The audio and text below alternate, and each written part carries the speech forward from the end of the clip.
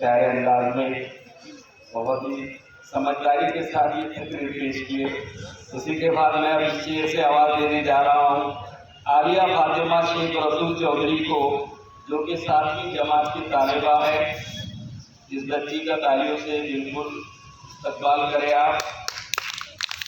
वो हमारी जान हमारी शान है, हिंदू मुस्लिम हमारी जान है। वो हमारी आन हमारी शान है, हिंदू मुस्लिम हमारी जान है।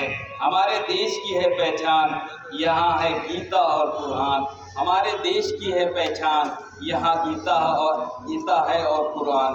अब आपके सामने आलिया फातिमा शेख रसूल चौधरी।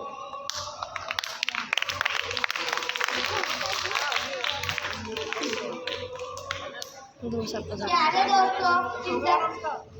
दोस्तों, इज्जत-मान हेड सर, टीचर और प्यारे वालिदैन हज़रात, अस्सलाम वालेकुम। आज के दिन हम यहाँ 77वां यौम आज़ादी का जश्न मनाने के लिए जमा है। आज के दिन भारत को अंग्रेजों से गुलामी से आज़ादी मिली थी। इस खुशी में पूरे मुल्क भर छुट्टी दी जाती थी। वज़ीर-ए-आज़म लाल किले पे दिल्ली में तिरंगा लहराते थे। पुलिस परेड और बैंड बाजे बजाकर खुशी का इज़हार किया जाता था।